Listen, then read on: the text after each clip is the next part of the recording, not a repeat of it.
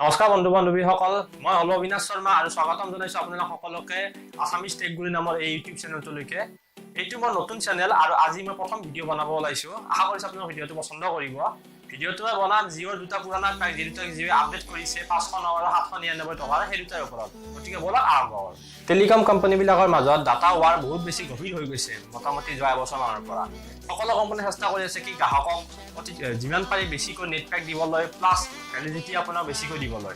কিন্তু এই ক্ষেত্ৰত মোৰ বোধেৰে চবতকৈ ভাল ফলাফল দেখুৱাইছে জিঅ'ই।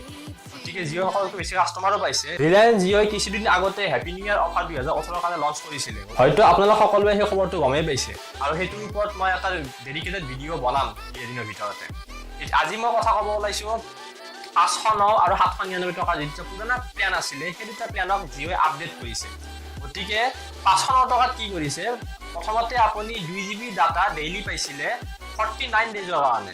এতিয়া আপুনি 2 GB হ'লে 3 GB ডাটা আপুনি ডেইলি পাব, কিন্তু ভেলিডিটি আপোনাৰ 49 ডেজ নাথাকে, এতিয়া 28 ডেজ মানে 28 দিনৰ কাৰণে হৈছে। অৰ্থাৎ আপুনি 28 দিনৰ কাৰণে ডেইলি 3 GB কৈ 84 GB ডাটা টোটেল আপুনি পাব। এইটোত আপুনি আনলিমিটেড লোকেল কল, এছটিডি কল, SMS সেইবিলাকতো আছে, সেইবিলাকত একো সলনি হোৱা নাই, খালি নেট পেকটো সলনি হৈছে, ডাটাখিনি সলনি হৈছে। এতিয়া কওঁ আপোনাৰ 799 টকাৰ প্লেনটোৰ বিষয়ে। 799 টকাত আপুনি প্ৰথমতে 3.5 GB ডাটা ডেইলি পাইছিলে 28 দিনৰ কাৰণে।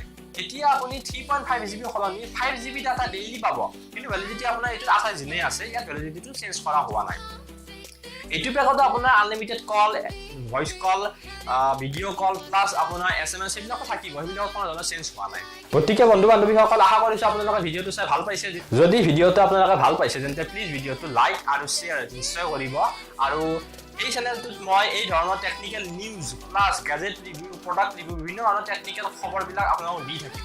যদি আপোনালোকে এনেকুৱা ভিডিঅ' আগলৈ পাব বিচাৰে তেন্তে প্লিজ চেনেলটো ছাবস্ক্ৰাইব কৰি ল'ব। ভিডিঅ'টো চোৱাৰ কাৰণে ধন্যবাদ। আশা কৰিছোঁ আপোনালোকে ভিডিঅ'টো পছন্দ কৰিছে। আকৌ লগ পাম পৰৱৰ্তী ভিডিঅ'টো, তেতিয়ালৈকে বিদায়।